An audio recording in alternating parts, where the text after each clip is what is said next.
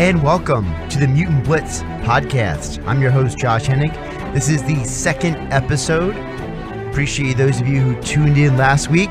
Listen to what we talked about, especially about Black Panther. There's actually about more again about LeBron James this week as well. Also coming up, my one-on-one conversation with 97.3 ESPN's Eagles reporter Scott Grayson, give an in-depth look about the players and the environment of the locker room of a team that wins the Super Bowl. Let's open the six-pack and get started. I want to start with the NCAA scandal as it continues to expand and grow deeper and crazier. You know, for those who out there, there's been a list of players released. Markelle Fultz of the Sixers. You have Kyle Kuzma of the Lakers, but also current NCAA players like Wendell Clark, along with Miles Bridges. Now, Miles Bridges had to pay $40 to the NCAA that went to charity, apparently, they're claiming at least. And it's almost like he was having to go to court to get a speeding ticket, sent away, or a parking violation. Instead of getting points on his license or having to pay more, he made a plea deal, had to pay money off, which is it's almost like extortion. You have Miles Bridges basically being forced to give up $40 out of his own pocket.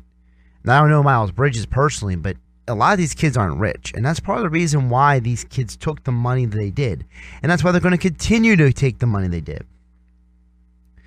The USA Today published a list of the highest paid coaches in all of college basketball. And it's not as much about who is getting highest paid, but the number of money. A guy like Coach K makes $8,982,082 plus dollars. Coach Calipari of Kentucky, $7,450,000. $7,149,000 for Chris Holtmann of Ohio State.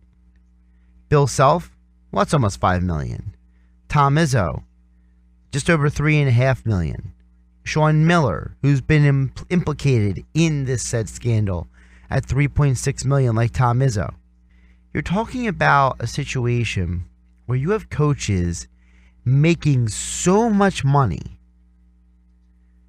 and yet the players, all they do is get a scholarship and books and room and board. The NCAA has always tried to claim that, they're getting a payment. That's not really a payment. That is a allowance to come to their school without them having to pay money to be there. There's a huge difference.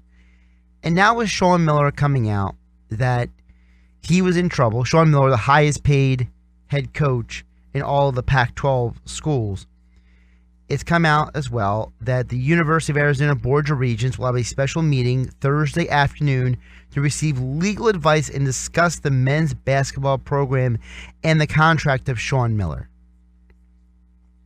In order to buy out Sean Miller, it would cost them $5 million, almost $2 million more than it would to pay him and keep him on salary. That's not a fun situation for Arizona to be in. But college basketball has done this to themselves. And everyone always says, well, how do we fix it? I have said for the longest time that there are ways you can fix it. I like Jim Boeheim's suggestion that you let the players do commercials and get paid for them. For different promotions and companies like cars and Gatorade and things like that. I've recommended that you let every athlete, whether they're male or female, because this would cover the Title IX obligations, they get 1 or 2% of all ticket sales. So first of all, the athlete has incentive to help promote people to come to their events. And two, it's a way to cover and make sure you don't violate Title IX, because that's really what the problem is.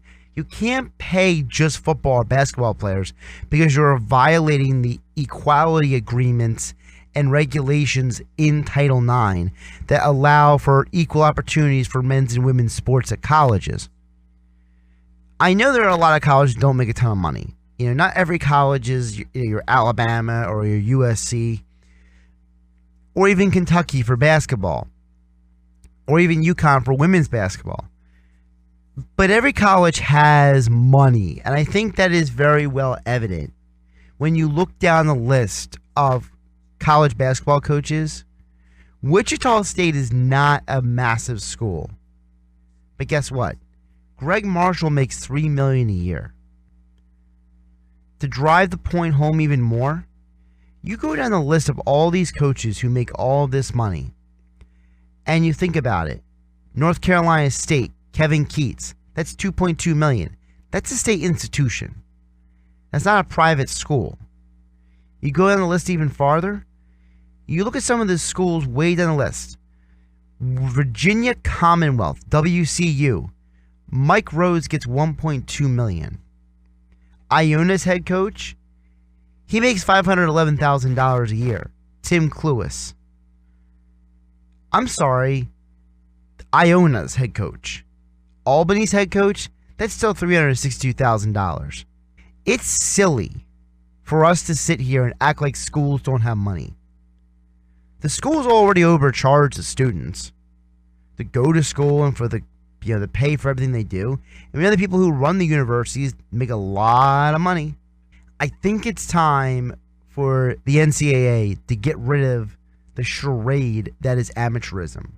The dirty truth is that the NCAA doesn't care about the kids. They don't care about amateur athletics.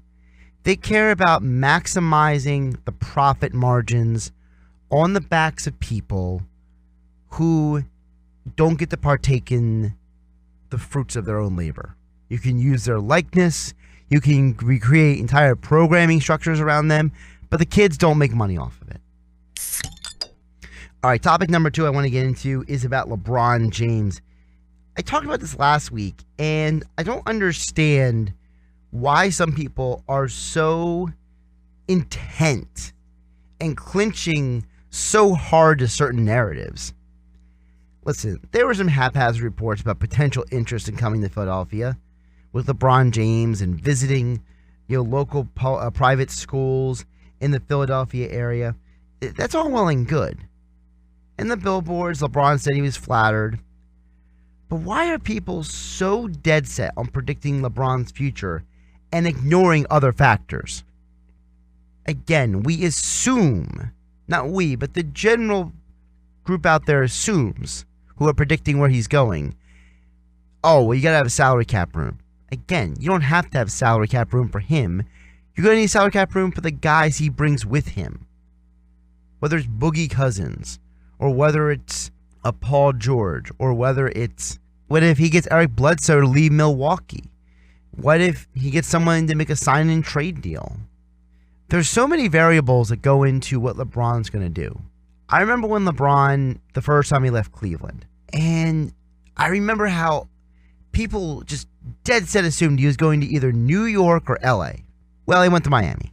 But for months, it was how much LeBron loves Madison Square Garden, how much LeBron loves Los Angeles, and how people kept assuming all these different things about LeBron. Here's what we do know about LeBron. LeBron has a home in LA. LeBron has moved a lot of his business interests to the Los Angeles area. We know that LeBron thinks very fondly of Miami. We know that LeBron has a great relationship with Jerry West, the guy who's running the Los Angeles Clippers. He has a ton of respect and admires Magic Johnson, the guy who runs the Lakers. We know that LeBron and Dave Fizdale have a good relationship. We know about LeBron and the tweets. What if Fizdale goes somewhere as a package deal with LeBron? What if Jerry West doesn't like Doc Rivers? What if he brings in Fizdale? What if Clippers move on from DeAndre Jordan and they bring in LeBron and they bring in somebody else, maybe Boogie Cousins? There's all kinds of variables that go into where LeBron's going to go. And I think it's silly that people are so dead set on, well, this is the best situation for LeBron.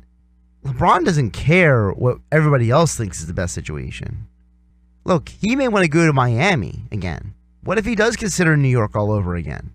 What if he goes to the Clippers instead of the Lakers? What if he does actually join Chris Paul and James Harden and goes to the Rockets? I think there's a lot of variables that go into LeBron's decision. And it's foolish of everybody in the media to be so dead set that their reason why LeBron is going to said team or said city is their way or the highway. It's not logical. We got to have a more expansive conversation about what's important to LeBron. Some comic book world news: Marvel creator Stan Lee revealed recently that his health scare was caused by a case of pneumonia. He's still resting at home, so Stan Lee will be okay. I wanted to bring this up because Stan Lee is not just the most famous cameo actor in the history of movies. He's been in every Marvel-related movie in some cameo role. But Stan Lee is directly responsible for the comic book world that you see on TV and in cartoons and in movies today. When Stan Lee and Jack Kirby created characters years ago, like Spider-Man and the Fantastic Four, when they rebooted characters like Captain America, they changed everything in the early 1960s. They changed how the world viewed comics. They changed how the world viewed superheroes. They changed how other comic book companies wrote and created their characters. They influenced an entire generation of people, generations of people, to look at science fiction and to look at fantasy and to look at storytelling a different way. Stan Lee is directly responsible for millions of people over the last 18 years having all of these jobs because of all the manpower it takes to make these superhero movies. It is not cheap for Marvel or DC or Fox or Sony to make these comic book movies. And for the Stan Lee to have this, how scary he is, it kind of makes me step back and appreciate him even more, because so many of our lives, whether it is directly through comics or through movies or through TV cartoons, or even indirectly, analogies that we think of, we might call somebody, you're just tough like Wolverine, or who do you think you are, Spider-Man? You can climb up over things. People use these phrases and these descriptions now. And there's actors who literally had their careers revived. A guy like a Robert Downey Jr., his career was down and out, and the character of Tony Stark / Iron Man rebooted his entire career. You look at people who have been Marvel characters, they've literally used it as a launching pad for their careers. Whether it's Chris Evans or Chris Hemsworth showing that they have more depth of their acting, has helped them get other jobs in the Hollywood world. And Stan Lee is directly responsible for that. I'm glad to see Stan's doing okay. I wish that he continues to be okay, because I would like to see him at least live long enough to see the next stage of this, because in many ways, where Marvel is going with their movies and eventually going to get back the X-Men and the Fantastic Four properties, I would love Stan to be able to see his Fantastic Four and his X-Men, two of the creations that he made in the 60s, finally get done with the vision of Marvel behind it and not some other studio. So Marcus Peters has been traded from Kansas City to the Los Angeles Rams for a 2018 fourth round pick and a 2019 second round pick. And it has to make you wonder, was Marcus Peters really that much of a hassle for Kansas City? He's arguably, if not the best, one of the three best cornerbacks in the NFL. He is one of the most talented players in the league. But yet, you're willing to trade him for a fourth rounder and a second round pick? I don't think Marcus Peters is that much of a hassle. But I do think that Kansas City didn't want to deal with him and wanted to maximize his value while they still could, because he's still on his rookie contract. He's going to be a free agent in the near future. And I think that they just didn't want to go into a bidding war for him, and they'd rather get value for him sooner than later. But you look at them, they also traded Kansas City Alex Smith. And I think they got a better return for Alex Smith than Marcus Peters. And I would argue that Marcus Peters has more value than Alex Smith at this point. Marcus Peters hasn't even hit the prime of his career yet. Alex Smith is on the tail end, or coming down from the peak of his career. I think Marcus Peters is going to do very well in Los Angeles. I think that having Wade Phillips, who you saw what he did with Aqib Talib in helping maintain him and his attitude and his quote-unquote issues that people said that he had, and made Aqib Talib play up to the potential that he really has. And I think Wade will do the same thing in Los Angeles. With the Rams, Sean McVay lets Wade Phillips run that defense, kind of like how Doug Peterson does with the Philadelphia Eagles with Jim Schwartz.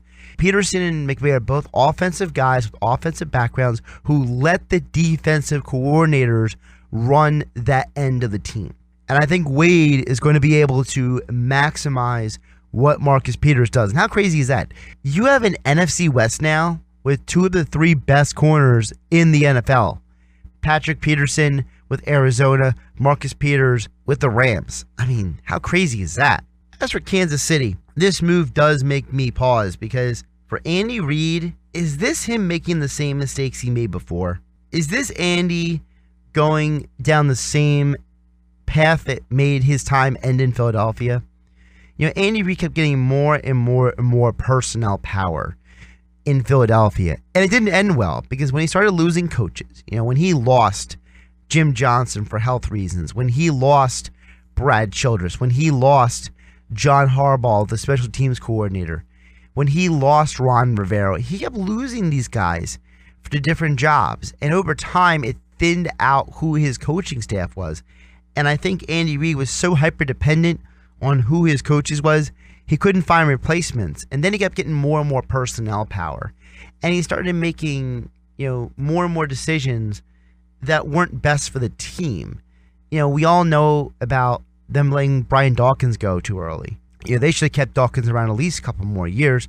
Dawkins still had a very good seasons in Denver. And even in last season, Dawkins was still a very effective player. He was still a good player. So I think that Andy Reid, he's trying to show that what happened in Philadelphia won't happen in Kansas City, but there's a possibility he might just be trying too hard.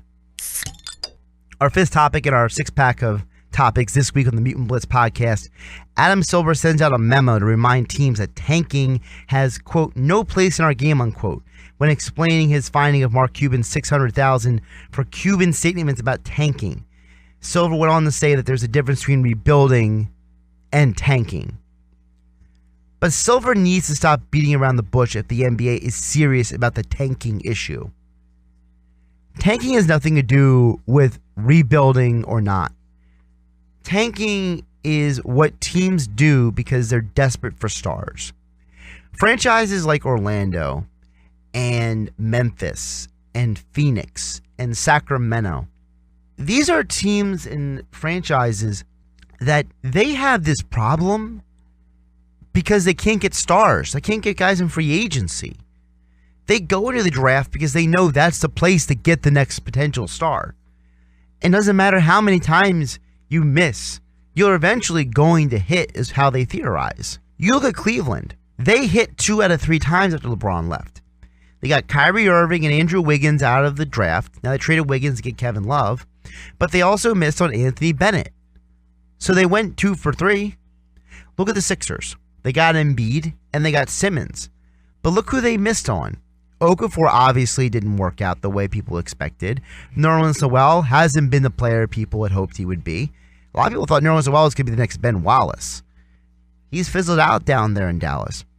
And before that, it was Michael Carter-Williams, a former rookie of the NBA Rookie of the Year. Gets traded, fizzles out. Now he's bounced around the league to a few different teams. So just because you're tanking is not a guarantee that you're going to get the star that you want. But for many teams, they believe it's their only option because they say, I can't go out and get a guy in free agency. Teams look at their city, look at their roster, look at their situation. And you look right now, Atlanta, Orlando, Dallas, Phoenix, Sacramento, what do they all have in common? They're all technically tanking. But the NBA doesn't like the term because it infers that you're diluting the NBA's product and you're not putting out quality basketball. If Adam Silver really cares about getting rid of tanking and getting rid of this issue, then you have to de-incentivize tanking. You have to take away teams' desire and incentive and willingness to do so because then they won't have a benefit from it anymore. I've heard ideas such as giving the team that finishes 9th and 10th a higher percentage of the lottery because then it'll force teams to pursue the playoffs. If they miss, they still get one of the top 5 picks. I think that's a good idea. I think also an idea that I've suggested is you give every team that misses the playoffs an equal percentage. So you look at the NBA, half the teams don't make it every year. So all of them, they get the same percentage in the lottery. So there's no team that's going to get a better shot than another at the lottery, whether they were the 9th seed or the 12th seed. And then you really have a lottery, because then it really is even across the board, everyone's odds. Or if you want to do it another way, what you do is change the entire draft altogether. Maybe you, instead of drafting the way they do it now, maybe you give every team that doesn't make the playoffs 2 picks in the first round and let the teams that make the playoffs all get second round picks. I just gave you 3 ideas. The NBA claims to want to evolve. The NBA claims they want to get better.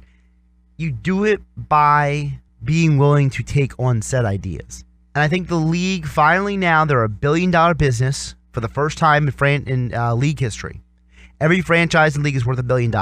This is now a $1 billion business. They are in the big boy show. They are in the same conversation now with the NFL. They're still second to the NFL, obviously, but they're growing. They're developing. They're showing you that they are a formidable opponent.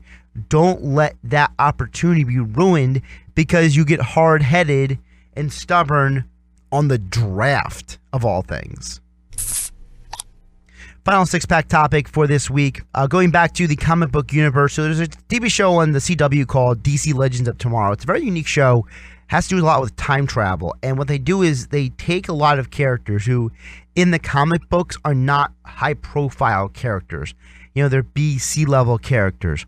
You know, they use characters like White Canary and Firestorm and Dr. Ray Palmer's The Atom. And they put all these characters on a team and they travel through time and they fix problems. Well, this season they introduced onto the show a guy who's made a couple cameos in other episodes of CW shows, John Constantine, played by Matt Ryan. Constantine used to be a TV show on NBC that got canceled, prematurely canceled. I think NBC was just uncomfortable with the style of what they were putting out. I think that's part of the reason why they went away from it. Not that Constantine or the show is bad, but I think it was just not what NBC had hoped for, and that's why they walked away from it. Well, the CW was able to get the rights to Constantine because of the fact that the CW has a direct relationship with Warner Brothers, and Warner Brothers and DC Comics are basically the same company at this point. And John Constantine appeared in an episode. He will appear in the season finale of DC Legends of Tomorrow, an episode that will be called Necromancing the Stone. Now, the title of the episode is not as important as the situation with DC Comics and the CW. They are getting better at giving the fans what they want, but is it too late? TV ratings show that for the DC Comics shows on the CW have decreased for 2 straight years. And I'm not talking about a percentage or two. I'm talking about 11, 12, 16, 18% drops in ratings. All the CW shows, or it have to do with superheroes. In fact, the only show that has gained viewers on the CW in the last couple seasons has been Riverdale. So if you go by that, they should be backing off all this production, but they're not, because they also realize that they have such a powerfully strong, millions of fans online are following these shows now, whether it's The Flash or The Arrow or DC Legends of Tomorrow, Supergirl. And there's a growing group of people who are being drawn more and more to comic book shows because they're not looking at them as comic book shows anymore, looking at them as basically action dramas. And that's what really they are. Comic books were not always meant to be a child's fantasy. It's storytelling. It's science fiction. It's dramatic action. There's a lot of depth in storytelling in comic books, and the CW shows, along with the Netflix shows over the Marvel characters, do a very good job at taking the storytelling that is in comic books and putting them onto the screen, especially with the actors they pick for a lot of these roles. I'm going to be interested to see how long the CW sticks with their superhero commitment, because they just brought in a whole new show, Black Lightning. Black Lightning is a superhero, an African-American superhero specifically, who is in an area of the country where people basically kind of forgotten about that city. He's a superhero that helps out the community. He deals with a lot of problems, from being a principal of the school to being a parent. They're trying to rekindle the relationship with his ex-wife, to deal with his old partner in fighting crime who doesn't always tell him the truth about things. There's a lot of different things going on in the show, and while in some ways the show is trying a little too hard to be like what Luke Cage was on Netflix, I do appreciate the effort, and I think that kind of like the show Arrow and kind of like the show Supergirl, I think the Black Lightning TV show had a chance to get better in the second and third seasons like those other shows did. But I think the CW definitely has to consider who their audience is and making sure they give them more of what they want. The highest rated shows for the CW, all these comic book shows, have been the crossover events. And I don't think it's a coincidence. I think that is a specific, direct line showing that the people who watch these shows are real comic book fans. Comic book fans always buy the crossover comics more than the regular comics. You're going to get more people who buy the Death of Superman or an Infinity Crisis or, Batman versus Superman.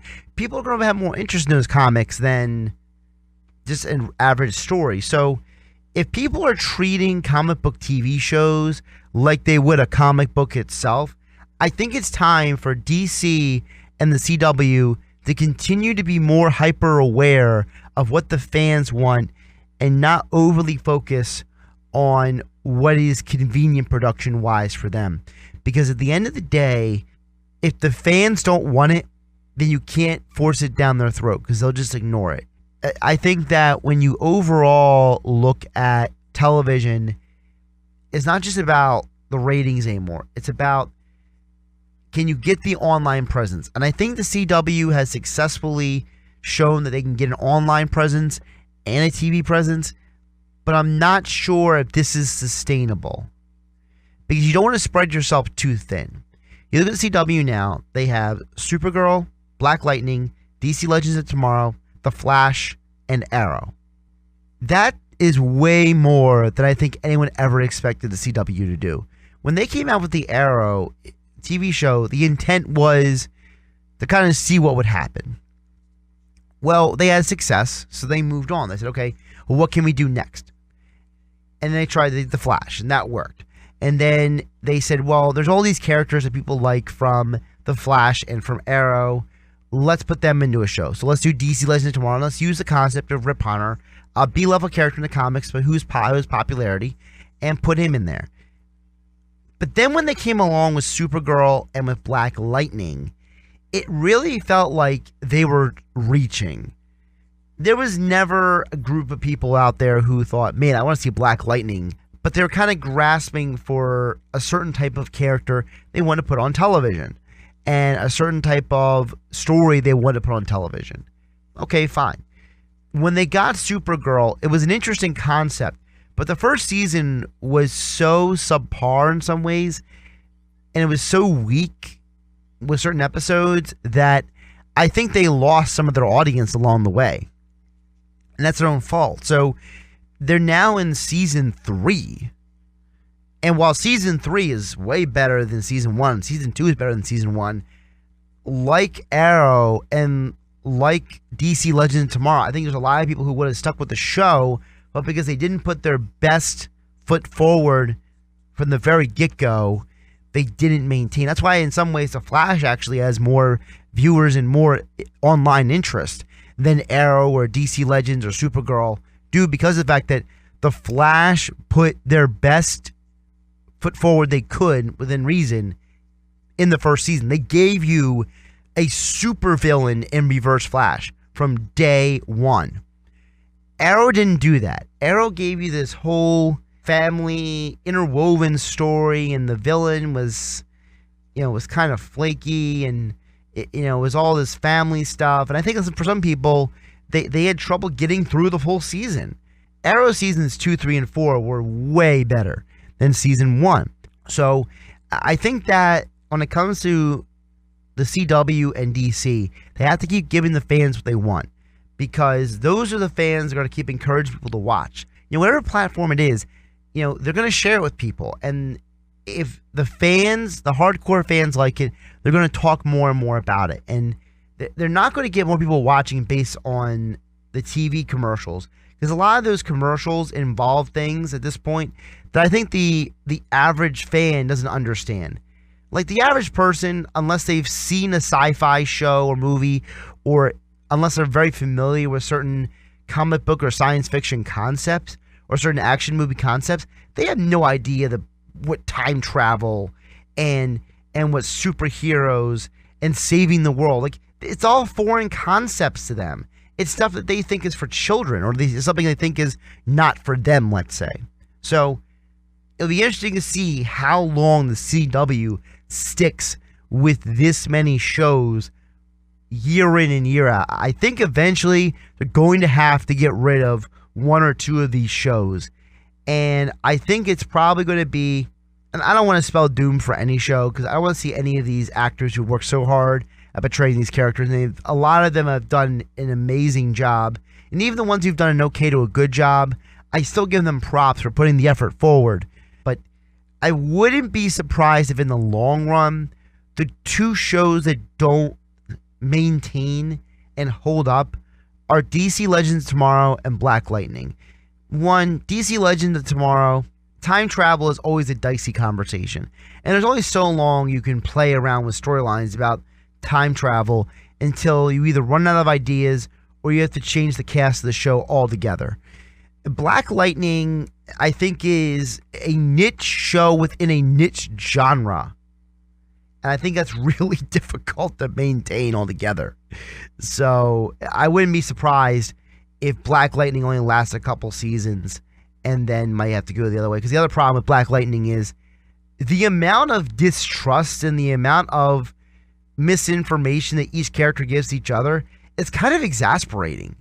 I feel like Black Lightning could possibly become just a very exasperating, depressing show. And that's not fun anymore. I don't know about you, but when I sit down and read a comic book or I watch a movie or I watch a TV show, I'm there still to have fun and enjoy myself. I'm not there to be emotionally wrapped up and be depressed. Okay? Listen, there may be an audience for that, but it's not comic book or action or science fiction fans, that's for sure. All right, coming up next, my conversation with 97.3 ESPN Eagles reporter Scott Grayson. He's with the Eagles from the beginning of training camp all the way to the Super Bowl. He was with the team as they went through everything this season. He's going to give us an inside look into what it was like in the locker room and the players on the Eagles team right here on the Mutant Blitz Podcast. And welcome to my one-on-one conversation. This week, we're going to talk with Scott Grayson. He covers the Eagles for 97.3 ESPN, also writes for 97.3 ESPN.com. And Scott had the unique distinction of not just covering the Eagles, but he was with them all the way from beginning of the season to the end of them winning the Super Bowl. Scott, how you doing today? I'm good. Thanks for having me, Josh. So, Scott, first tell everybody out there listening how long you've been covering the Eagles. This was my fourth season covering the Eagles. This time I did cover them one other time when they went to the Super Bowl before. Obviously, that was 13 years ago, so a lot of things have changed between the two trips. When you first started covering the team, I know a lot of times we always hear stories about how certain players open up more to certain reporters than others. Over time, when you first started to now, has there been certain guys that you think you've developed better relationships with than others on the team? Yeah, I mean, like a Lane Johnson, a Jason Kelsey, a Malcolm Jenkins, those three guys, a Chris Long. Obviously, he was only here 1 year, but, those are the guys that kind of come to mind. It's hard to really develop much of a relationship with quarterbacks because they're always in a press conference setting. Sure. But, those are the guys. Zach Ertz is another guy who has definitely, come to, I think, grow a little bit in respect with me. And of course, you get it both ways. There's guys who seem a little rough sometimes and have certainly been that way in the past. You mentioned 4 years. What is the biggest difference with the Eagles in that locker room from the Chip Kelly versus the Doug Peterson era? You know, when it's funny, when they were going through the hiring process of what they were looking for, and Jeff Lurie started listing some of the things he was looking for, you know, I thought, hey, this is in the NFL. Is it really that big a deal to get a guy who's more engaged with his players than a guy who's got a good system, for example, or something like that? And what I've come to realize is that, yes, it is very important. You did feel a difference when Chip Kelly was gone and Doug Peterson came in, just walking the halls in the building. That's, I've heard a lot of people talk about that. You do feel it. You see a difference in the body language of the people walking the halls in the building during the week. And I think it's all spilled over, and it's all kind of had a domino effect that really has trickled down into their success on the field. And it comes into their preparation. It comes into their relationship with the coaching staff. It's not just Doug Peterson. It's also the kind of guys that he brought in to fill out his staff. I mean, the players spend a lot more time with those position coaches than they do with Doug Peterson. But, it started with Peterson, and then he's got his leadership council, and the players can go talk to anybody on that leadership council, and each week they meet with Doug Peterson. That's just not something that happens on every team. And even if it did, it's not something that really is going to go anywhere. But when they bring Doug Peterson some concerns or issues, he listens. And he won't always do everything they say, but I think a perfect example was the Philly special. When you see the mic'd up call, it's Nick Foles who comes to the sideline and says, hey, Philly, and Doug Peterson looks at him, kind of shrugs his shoulders and says, yeah, sure. And they go out and they run a play that has become iconic in their Super Bowl victory. It really is amazing in the 4 years how much that changed. And I think to Doug Peterson and his staff's credit, how quickly that changed. You mentioned the staff. There's a litany of guys who played in the NFL who are on that staff who won the Super Bowl. We know about Frank Reich, who went to the Colts, but also you have Deuce Staley. You have Philip Daniels, who works on defensive quality control. You have guys who have played in the league and also have played at the college level who understand what it means to be a player at this level. Do you think that helps with the coaching staff and their ability to relate to the players? I think it certainly helped. Particularly in this Super Bowl run. Now everybody who's going to be back has Super Bowl experience as a player, but certainly they didn't. And the interesting thing about the week of the Super Bowl was you could see that these guys had not changed who they were or how they were approaching the game. That week, they were the same. The fact that they were placed in this huge spotlight at the Super Bowl didn't bother them, didn't faze them at all. I do believe some of that trickled down from the coaches in terms of, here's what to expect, here's what to be ready for. When we get there, don't change who you are. Here's what didn't work for us when we went. I'm sure that was part of the speeches that were talked about and the things that were discussed before they went to Minneapolis. I don't think you can undervalue that. I think it certainly helps to have that, because what you get out of Super Bowl experience is also multiple playoff victories to get there. So you get all of that experience along the way as well from the coaches that they can relate to the players about. And I really do believe that it does have that domino effect, and that the players feel confident knowing, hey, this guy has been there before. I better listen to him, or he's walking around the halls with the ring. I want one of those. It definitely leaves an effect on those guys. You mentioned two of the guys that you feel that you've gotten more and more from over the years when you've talked to them are guys like Lane Johnson and Jason Kelce. And ironically, both of them, they're both known as vocal guys. They're both guys who aren't afraid to speak their mind. And they're both two of arguably the best at their position in the NFL. Talk about how those two guys have evolved since when you started covering the team through this year. I think the biggest thing is confidence. I think over time they've developed that confidence, which allows them to be critical of themselves. And quite frankly, maybe that's why I've warmed up to them a little bit. And them to me is I appreciate that in a player who's willing to pat himself on the back when they do well, or pat others on the back when they do well, but also not afraid to say, I stunk today. And both those guys will do that. Lane Johnson came in with a chip on his shoulder after missing 10 games last year. Certainly that derailed some of the success that they were having. Jason Kelce came in with a chip on his shoulder because he just, quite frankly, didn't have as good of a year last year.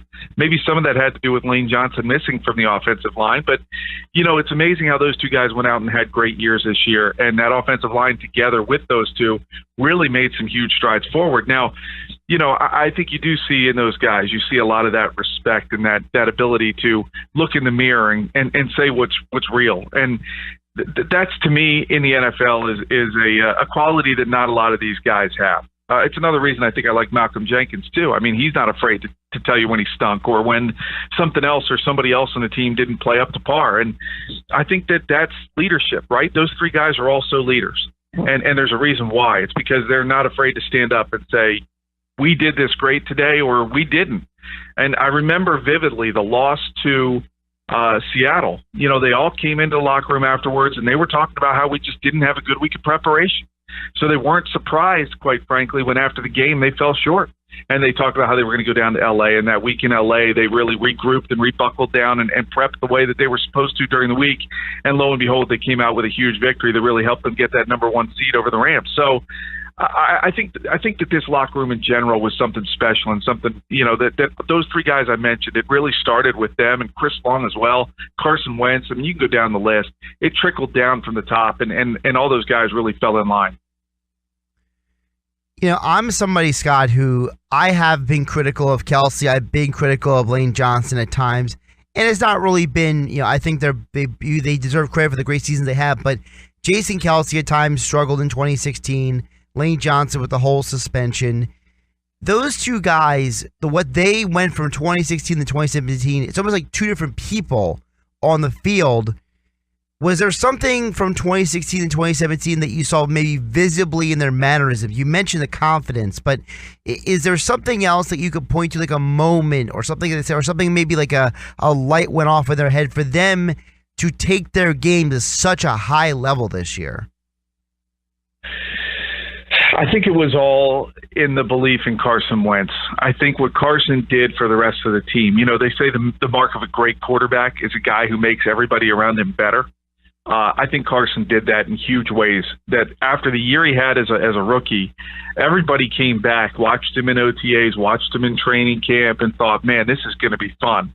And they were talking about some of that, but everybody kind of in the back of their minds outside of the locker room was thinking, you know, how many guys have come in and had decent rookie seasons but then tailed off in the second year? And he didn't do that. It started with that first game against Washington, and I think right then and there, really laid down the gauntlet to say to the team that, no, what you guys saw from me in the preseason was actually what you're going to get out of me this season. And the rest of the team really built its confidence knowing that, hey, look, we might not have to block perfectly, but if we just block well, then he'll take care of the rest. And it's amazing how much that can do for a guy to feel like that margin for error is a lot bigger than what they might have thought it was when you're dealing with a rookie quarterback who hasn't played in the NFL. And I think that had a lot to do with those two guys in particular playing a lot better on the offensive line. There's been a lot of quarterbacks who have come through Philadelphia to play that position. How do you think the players themselves look at Carson differently than how they've looked at other players who have played the quarterback position? You know, I think a lot of it goes back to some of what I just said. I think that a lot of it comes down to they view this guy as a playmaker. They view this guy as a home run threat no matter where he's at. I think a little bit of it is kind of what we saw out of LaShawn McCoy when he was here. You felt any time he touched the ball, he might break it. And certainly he had his -2, -3 yard carries, and then he'd have his 3-4 yard carries, and then he'd bust one for 40, 50, 60 yards. I think Carson has that. He kind of checks all the boxes now through his 2 years. And everybody to a man says, and we're even saying at the Super Bowl, if he didn't get hurt, he was winning MVP. He had an MVP season. And that has not happened much here in Philadelphia at all. And that's something that, you know, really commands a lot of respect from everybody. Here's a second-year player who was getting praise from guys who've been in this league for 9, 10, 11, 12 years. And that's kind of unheard of as well. And it's when you get that out of your quarterback position, everybody says you got to have a great quarterback in this league if you're going to really find success. You also have to have a good defense, but the Eagles have that now in Wentz. And I think what he really gives them is that ability to think. The play that comes to mind most was the play, and I think it was against Washington, where it looked like he was sacked. Yep. All of a sudden he emerges out of the pile and throws a strike downfield. And that, to me, I think really got this team going and really got them believing in him as a leader, as a quarterback, and as a playmaker. You mentioned earlier Malcolm Jenkins. What has the difference been for him having Chris Long in that locker room? Because I think people forget that early in the year, when Chris Long put his arm around him, when Malcolm Jenkins was making this protest. And it seemed like when that happened, there was almost like a mood change in terms of how people didn't just look at Chris Long and Malcolm, but actually, in some ways, the entire team. Yeah, you cannot state enough the importance of the addition of Chris Long in many different ways. One, like you just said, and I think it's interesting, if you were to ask people and ask Eagle fans who was the biggest offseason addition or offseason or midseason addition, and the reason why they won the Super Bowl, you're probably going to get Nick Foles getting a lot of replies or Jay Ajayi. To me, Chris Long's addition to what he meant to this team in the locker room as a role model off the field, and to do things like he did where with Malcolm Jenkins to put his arm around him was, at that moment, like you said, was huge. I mean, that was part of what built this team chemistry and this unity inside the locker room. And quite frankly, it was, I don't know, it was somewhere around week 3, 4, 5, somewhere in there when you could feel the chemistry on this team just starting to snowball in the right direction. Certainly winning helps. And I think that 61-yard field goal and winning dramatically over the Giants like they did certainly helped. There was all kinds of reasons that started building the foundation and what became this huge team chemistry. And I think Chris Long had a lot to do with that. You look at what they rallied around in the playoffs, the underdog thing. I know it was partly Lane Johnson. It was partly Chris Long. And that caught fire with the fan base, with everybody. And they're talking about dog masks coming out to Eagles games and talking about dog masks coming out to the Super Bowl.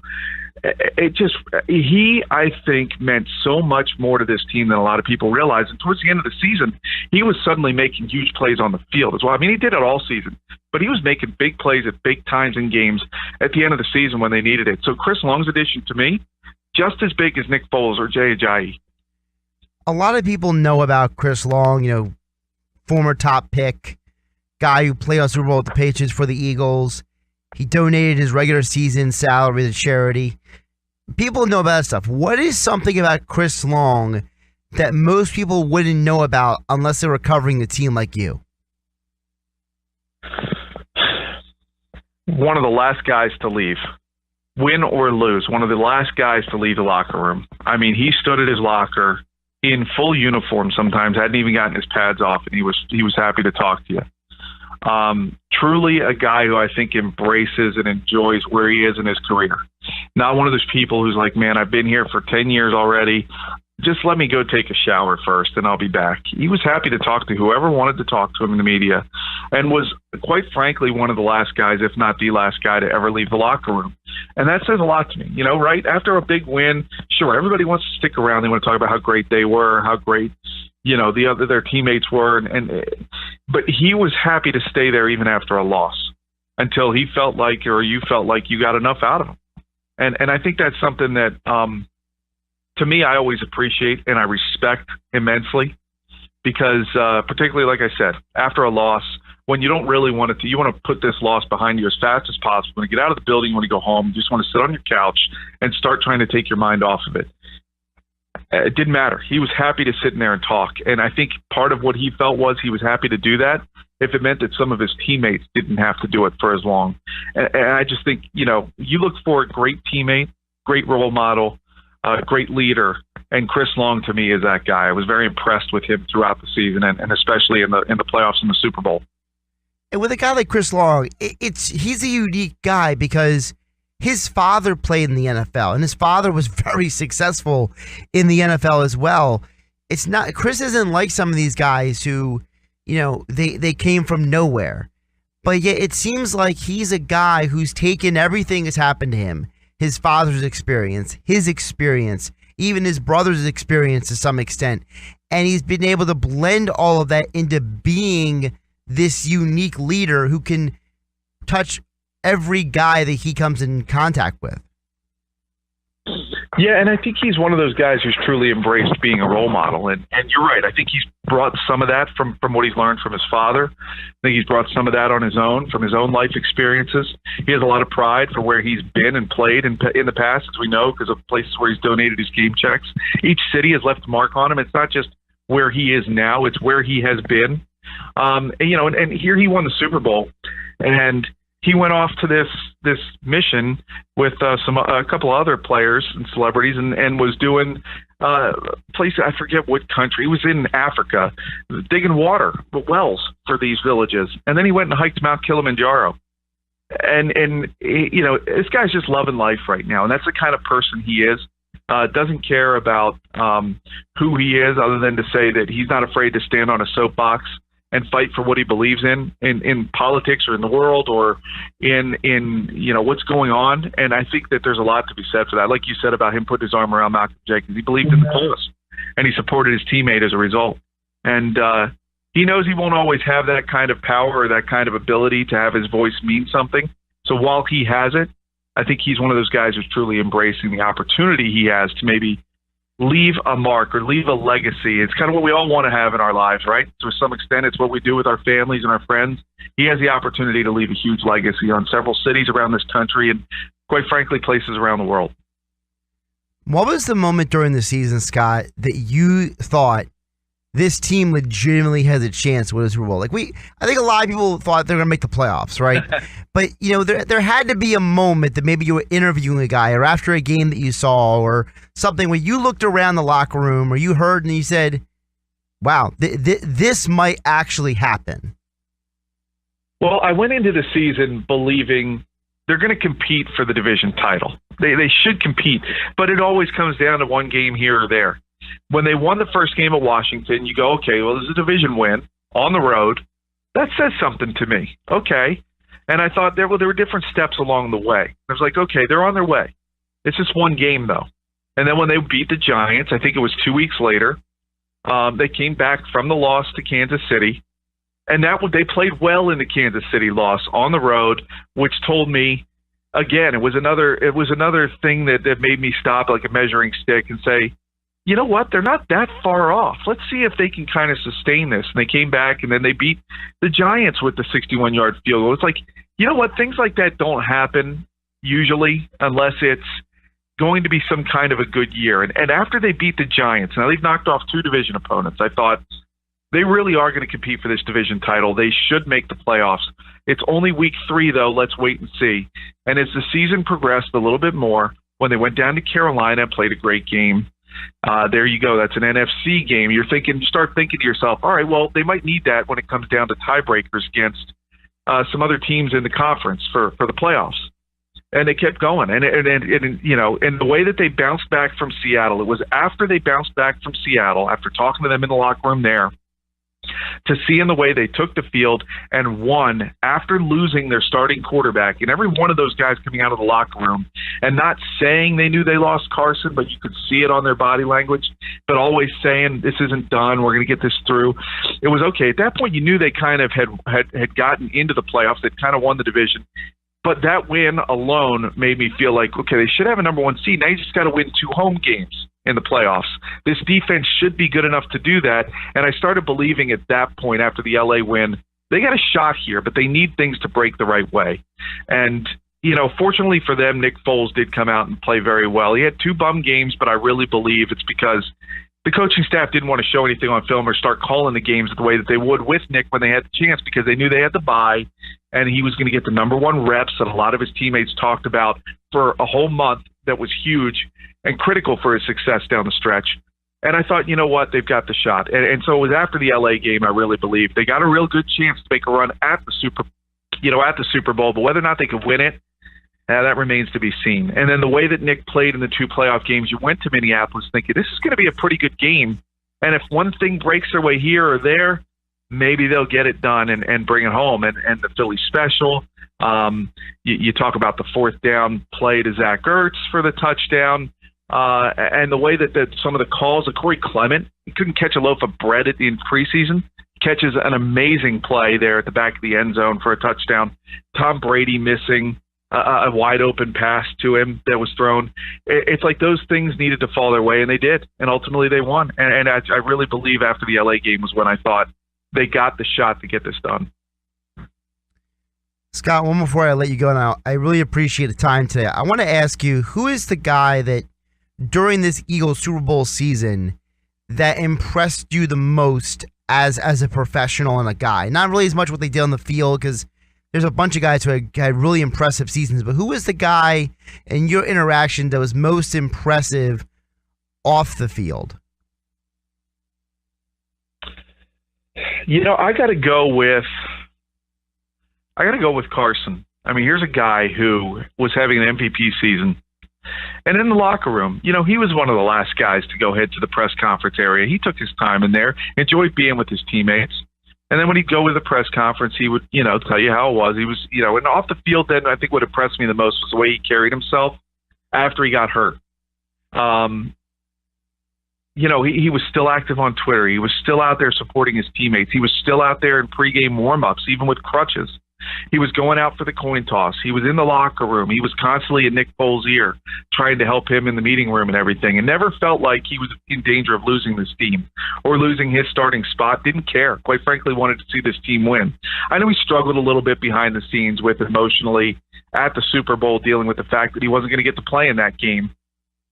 But I think it's only going to whet his appetite to get back there as a player and play in that game to help this team win another one.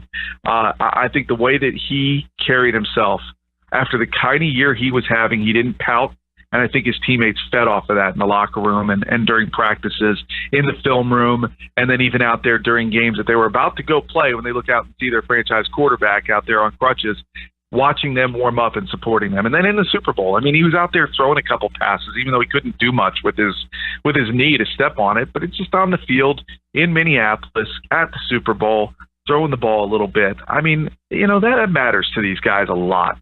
And I think that is what impressed me a ton. Scott Grayson covers the Eagles for 97.3 ESPN, also writes for 97.3 ESPN.com. You can follow him on Twitter at sgrayson973.